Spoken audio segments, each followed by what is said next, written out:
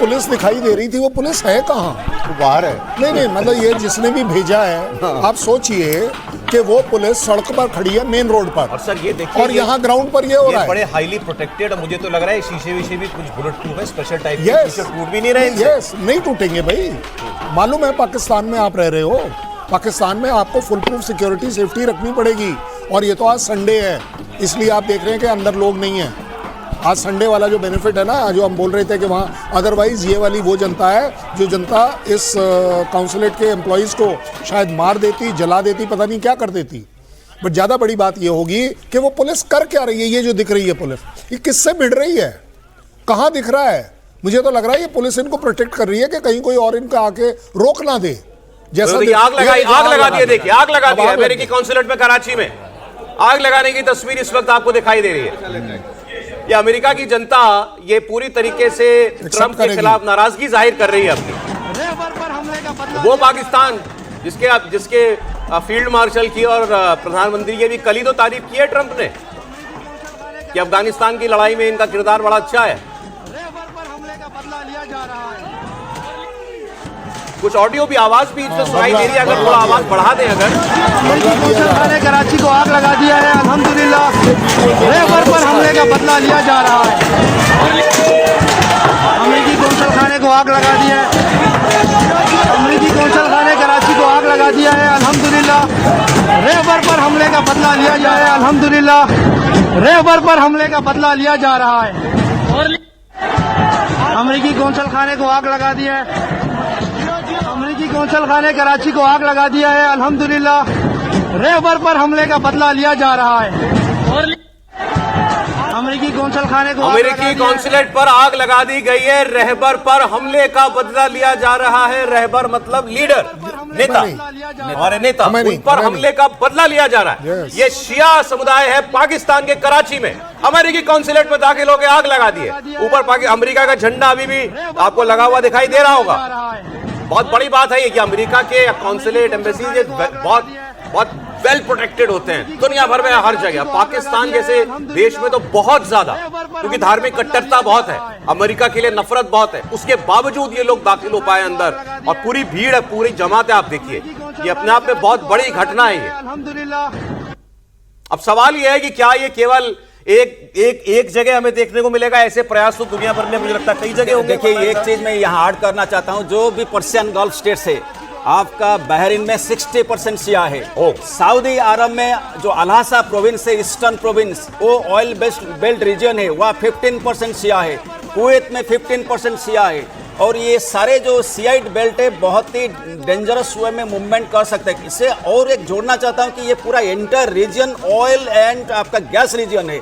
आप सोचिए, अगर वहाँ रिवोल्ट होता है और छोटा मोटा भी होता है, वो रेजिम सिक्योरिटी के ऊपर इम्पैक्ट होगा। जितने भी सऊदी है, कुवैत है, इनका regime security oil and gas के ऊपर डिपेंड करता है, जो रेंटियर इकोनॉमी बोलते। तो अगर वहाँ थोड़ा सा भी कुछ डिस्टर्बेंस होगा, वो डायरेक्ट इम्पैक्ट करेगा इसका ऑयल एंड आपका gas, oil and import and export के ऊपर। तो इसीलिए मुझे लगता है ये जो शियाइट जो कन्फ्लिक्ट्स और शियाइट जो अपना पैशन वो डिफरेंट वर्ल्ड में दिखाई जा सकता है, पर्टिकुलरली जो पर्शियन गल्फ स्टेट्स में। अगर पर्शियन गल्फ स्टेट्स में होगा, एक अनदर डायमेंशन रहेगा वार के लिए। बिल्कुल ठीक आप कह रहे हैं। अब ये देखना है क्या है स्ट्रैटेजी ट्रंप की और इजराइल की। अब ये अनिश्चितता के साथ तो ये जंग नहीं खींची जा सकती।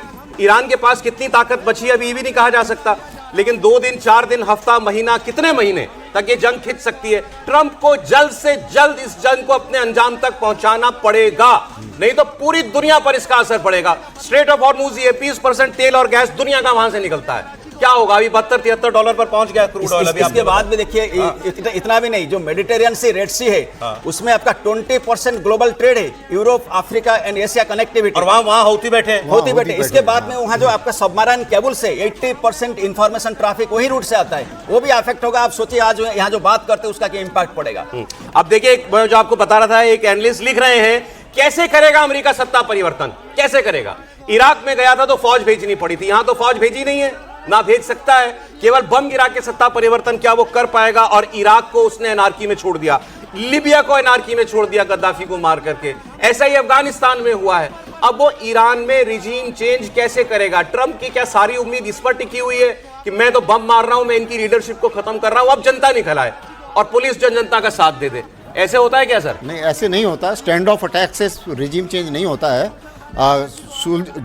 जो फौजी हैं उनको ज़मीन पर उतारना पड़ेगा, जो कि वो तैयार नहीं है, ना ही उन्होंने कोई तैयारी की है। क्योंकि अगर इतने दूर तक उन्होंने सोचा होता तो अभी तक उनकी लॉजिस्टिक ट्रेन बन चुकी होती। अभी तक उनका जो लॉजिस्टिक का जमावड़ा है, चाहे वो पाकिस्तान से हो चाहे वो कहीं और से हो, अभी तक हो गया होता। उसके ऊपर कार्रवाई इन्होंने बिल्कुल भी नहीं की है।